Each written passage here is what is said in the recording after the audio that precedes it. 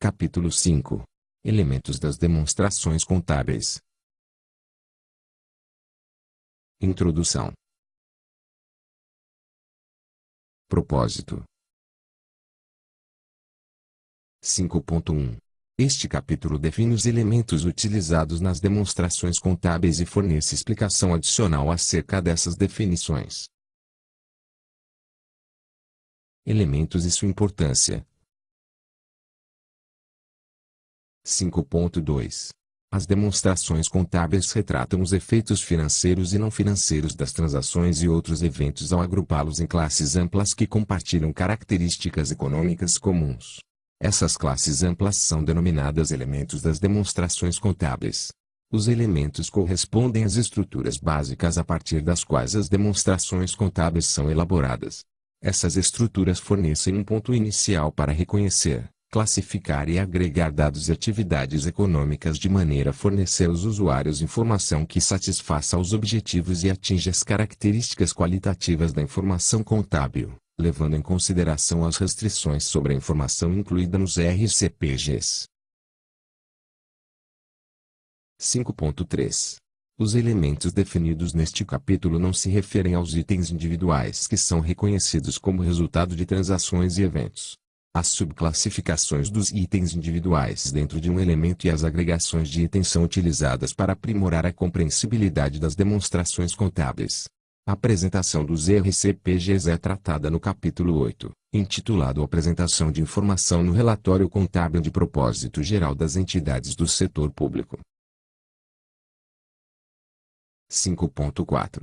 Em algumas circunstâncias, para assegurar que as demonstrações contábeis forneçam informação útil para uma avaliação significativa do desempenho e da situação patrimonial da entidade, o reconhecimento de fenômenos econômicos não capturados pelos elementos definidos neste capítulo pode ser necessário.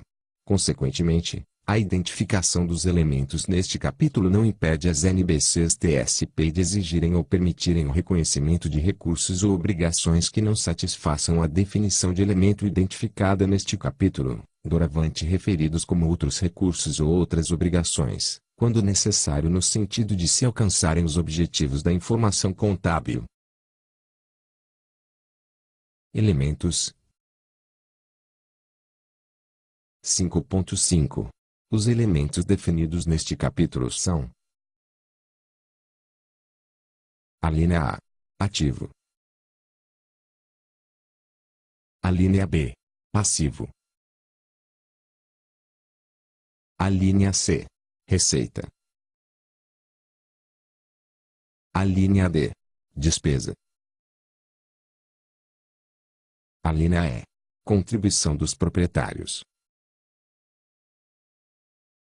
a linha F, distribuição aos proprietários. Ativo. Definição. 5.6. Ativo é um recurso controlado no presente pela entidade como resultado de evento passado. Recurso. 5.7. Recurso é um item com potencial de serviços ou com a capacidade de gerar benefícios econômicos. A forma física não é uma condição necessária para um recurso. O potencial de serviços ou a capacidade de gerar benefícios econômicos podem surgir diretamente do próprio recurso ou dos direitos de sua utilização. Alguns recursos incluem os direitos da entidade a uma série de benefícios, inclusive, por exemplo, o direito a linha A. Utilizar o recurso para prestação de serviços, inclusive bens. A linha B. Utilizar os recursos de terceiros para prestar serviços como, por exemplo, arrendamento mercantil. A linha C. Converter o recurso em caixa por meio da sua alienação. A linha D. Beneficiar-se da valorização do recurso, ou a linha E. Receber fluxos de caixa. 5.8. Potencial de serviços é a capacidade de prestar serviços que contribuam para alcançar os objetivos da entidade. O potencial de serviços possibilita a entidade alcançar os seus objetivos sem, necessariamente, gerar entrada líquida de caixa. 5.9. Os ativos do setor público que ensejam potencial de serviços podem ser representados pelos ativos de recreação, do patrimônio cultural, comunitários, de defesa nacional e outros que sejam mantidos pelos governos e outras entidades do setor público e que sejam utilizados para prestação de serviços a terceiros. Tais serviços podem ser para consumo coletivo ou individual. Vários serviços podem ser fornecidos em áreas onde não haja concorrência de mercado ou concorrência limitada de mercado.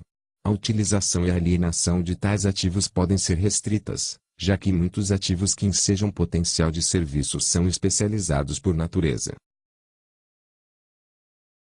5.10. Os benefícios econômicos correspondem a entradas de caixa ou a reduções das saídas de caixa. As entradas de caixa, ou as reduções das saídas de caixa, podem derivar, por exemplo, a linha A, da utilização do ativo na produção e na venda de serviços, ou a linha B, da troca direta do ativo por caixa ou por outros recursos, controlado no presente pela entidade. 5.11. A entidade deve ter o controle do recurso. O controle do recurso envolve a capacidade da entidade em utilizar o recurso, ou controlar terceiros na sua utilização, de modo que haja a geração do potencial de serviços ou dos benefícios econômicos originados do recurso para o cumprimento dos seus objetivos de prestação de serviços, entre outros. 5.12.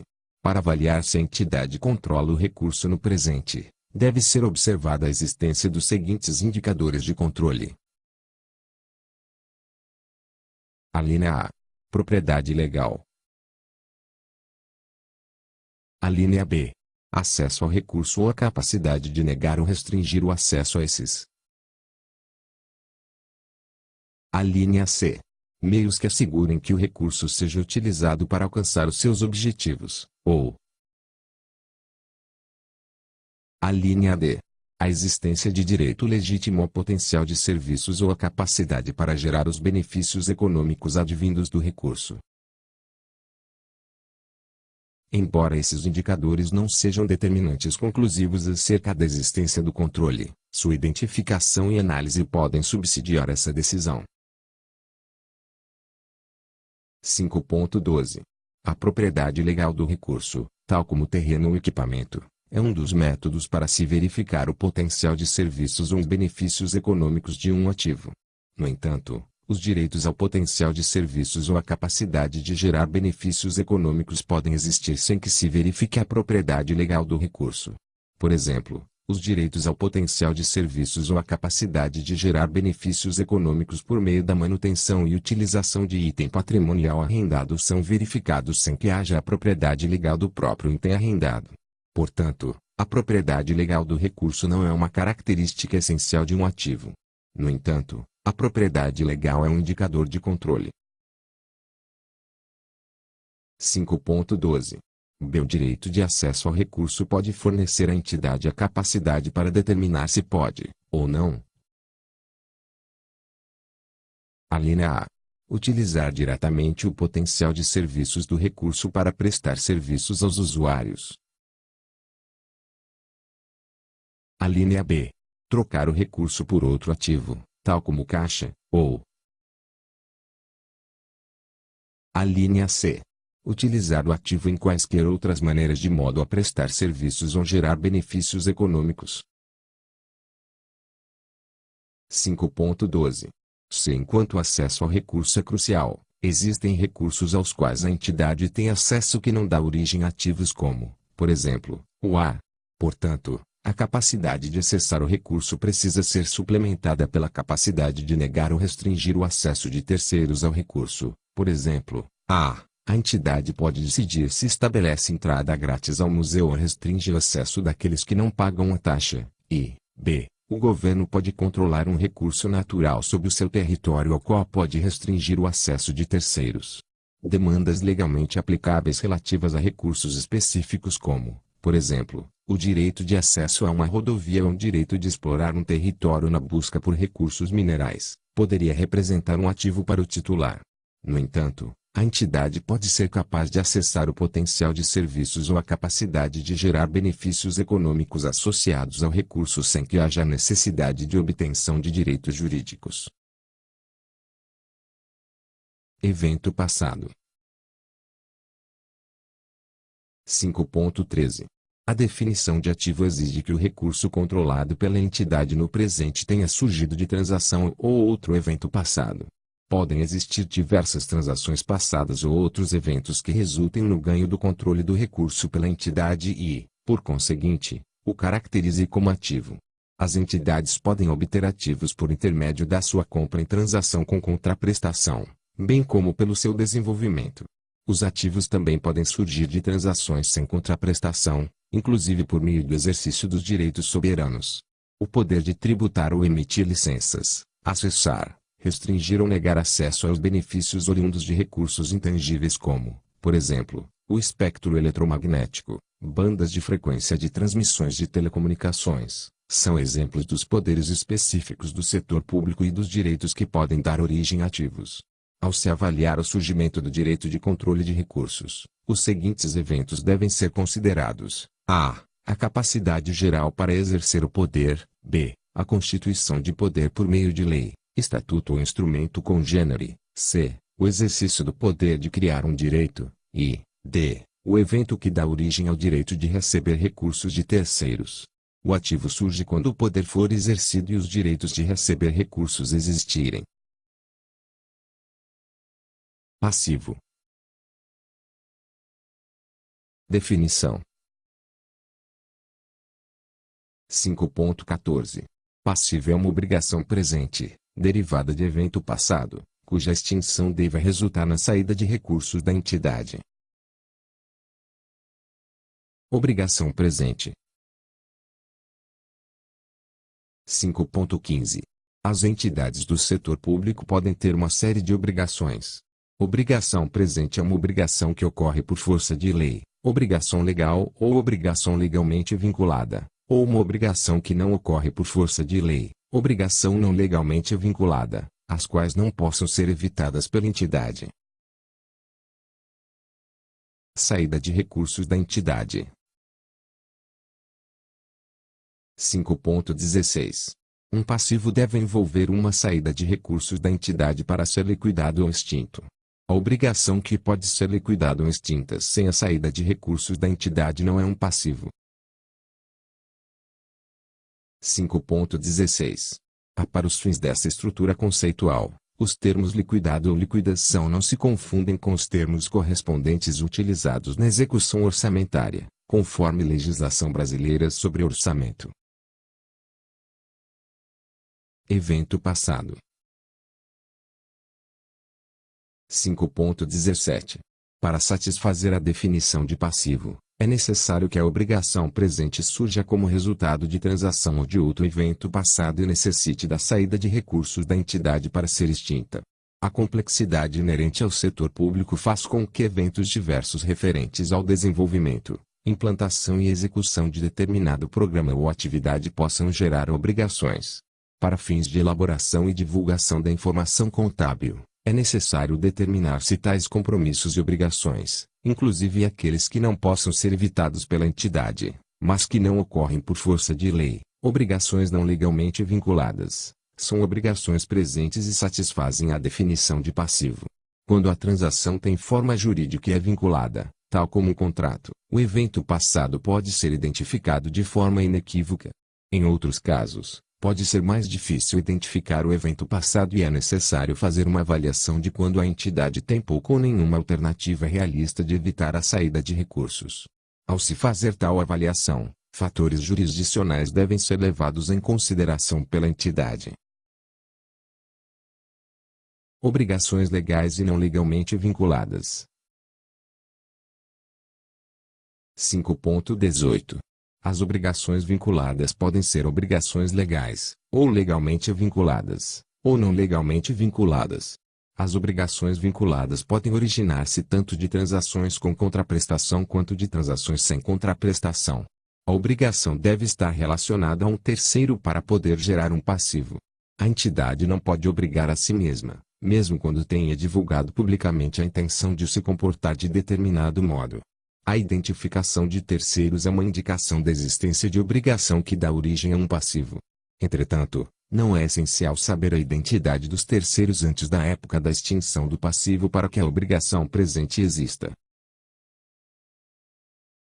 5.19. Muitas transações que dão origem à obrigação prevêem prazo de liquidação. A existência de prazo de liquidação pode fornecer uma indicação de que a obrigação envolve a saída de recursos e origina um passivo. Entretanto, existem muitos contratos ou acordos que não prevêem prazos para a liquidação. A ausência de data de liquidação não impede que a obrigação origine um passivo. Obrigações legais. 5.20. Obrigação legal, ou legalmente vinculada, é exigível por força de lei. Tais obrigações exigíveis podem advir de uma série de dispositivos legais.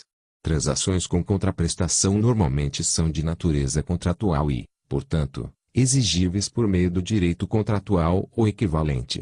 Para alguns tipos de transações sem contraprestação, é necessário julgamento profissional para se determinar se a obrigação é exigível por força de lei. Quando for definido que a obrigação é exigível por força de lei, não há dúvida que a entidade não tem realisticamente alternativa alguma para evitar a obrigação e que, consequentemente, o passivo existe. 5.21.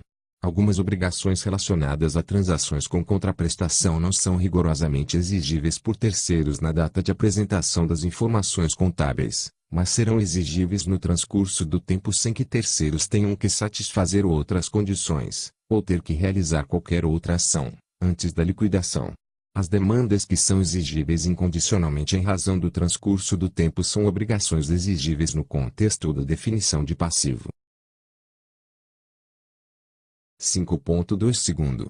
Poder soberano é a autoridade maior do governo para fazer, aditar e vetar os dispositivos legais. A existência do poder soberano não é uma condição para se concluir que a obrigação não satisfaz a definição de passivo conforme esta estrutura conceitual. A situação jurídica deve ser avaliada a cada apresentação da informação contábil para determinar se a obrigação deixa de ser vinculada e de satisfazer a definição de passivo. Obrigações não legalmente vinculadas. 5.23. Passivos podem surgir de obrigações não legalmente vinculadas. Estas se diferenciam das obrigações legais, pois as partes a quem as obrigações dizem respeito não podem tomar ações legais para liquidá-las. Obrigações não legalmente vinculadas que geram passivos têm as seguintes características. Alínea A. A entidade indica a terceiros, por meio de um padrão estabelecido de práticas passadas, políticas publicadas ou de declaração específica, que aceitará certas responsabilidades. Alínea B. Como resultado de tal indicação, a entidade cria uma expectativa válida da parte de terceiros de que cumprirá com essas responsabilidades. Alínea C. A entidade tem pouco ou nenhuma alternativa realista para evitar o cumprimento da obrigação gerada a partir dessas responsabilidades. 5.24. No setor público, as obrigações podem surgir em uma série de eventos. Por exemplo, na implementação de programa ou serviço, a obrigação pode decorrer. Alínea A. Da realização de promessa política, tal como compromisso eleitoral. Alínea B. Do anúncio de política. Alínea C. Da proposta e aprovação do orçamento, que podem ser dois eventos distintos. Os estágios iniciais de implementação não devem dar origem a obrigações presentes que atendem à definição de passivo. Fases posteriores como, por exemplo, requerimentos que cumpram os critérios de elegibilidade para o serviço a ser prestado, pode dar lugar a obrigações que atendem à definição de passivo. 5.25. O momento no qual a obrigação dá origem ao passivo depende da natureza da obrigação. Os fatores que provavelmente irão impactar os julgamentos de que terceiros podem concluir de maneira válida que a obrigação é tal que a entidade tem pouco ou nenhuma alternativa realista de evitar a saída de recursos incluem: a linha A. A natureza do evento ou eventos passados que dão origem à obrigação. Por exemplo, a promessa feita em eleição é improvável que dê origem a uma obrigação presente, porque uma promessa eleitoral raramente cria uma expectativa válida por parte de terceiros de que a entidade tem obrigação que tem pouco ou nenhuma alternativa realista para evitar o seu cumprimento. No entanto, um anúncio em relação ao evento ocorrido pode ter apoio político tal que o governo não possa se desobrigar de cumpri-lo. Onde o governo se comprometeu a introduzir e assegurar a dotação orçamentária necessária, tal anúncio pode dar origem a uma obrigação não legalmente vinculada. A linha B. A capacidade da entidade em modificar ou alterar a obrigação antes que ela se cristalize. Por exemplo, o anúncio de uma política geralmente não vai dar origem a uma obrigação não legalmente vinculada, que não possa ser modificada antes de ser implementada. Da mesma forma, se a obrigação depende da ocorrência de eventos futuros, pode haver discernimento para evitar a saída de recursos antes de ocorrerem esses eventos. A linha C. Pode haver uma correlação entre a disponibilidade de fundos para liquidar uma obrigação particular e a criação de uma obrigação presente. Por exemplo, quando a despesa orçamentária foi aprovada e seu financiamento vinculado é assegurado por meio de apropriação, quando há disponibilidade de financiamento para uma contingência ou quando há transferência de nível diferente de governo, a obrigação não legalmente vinculada pode existir. No entanto, a ausência de dotação orçamentária própria não significa que a obrigação presente não surgiu. 5.26. Coerção econômica, necessidade política ou outras circunstâncias podem criar situações em que, apesar de o setor público não ser legalmente obrigado a incorrer na saída de recursos, as consequências políticas ou econômicas de não as atender são tão significativas que não deixam alternativa à entidade a não ser a de despender recursos para liquidá-las. Situação patrimonial líquida, outros recursos e outras obrigações. 5.27. Conforme o item 5.4, em alguns casos, ao se desenvolver ou revisar uma NBC-TSP, pode-se determinar que, para alcançar os objetivos da informação contábil, o recurso ou a obrigação que não satisfaça a definição de elemento definido nesta estrutura conceitual precise ser reconhecido nas demonstrações contábeis. Nesses casos, as NBCs-TSP podem exigir ou permitir que esses recursos ou obrigações sejam reconhecidos como outros recursos ou outras obrigações, os quais são itens adicionais aos 6 elementos definidos nesta estrutura conceitual. 5.28. A situação patrimonial líquida é a diferença entre os ativos e os passivos após a inclusão de outros recursos e a dedução de outras obrigações, reconhecida na demonstração que evidencia a situação patrimonial como patrimônio líquido. A situação patrimonial líquida pode ser um montante residual positivo ou negativo. Receita e despesa. 5.29. Receita corresponde a aumentos na situação patrimonial líquida da entidade não oriundos de contribuições dos proprietários. 5.30. Despesa corresponde a diminuições na situação patrimonial líquida da entidade não oriundas de distribuições aos proprietários. 5.31.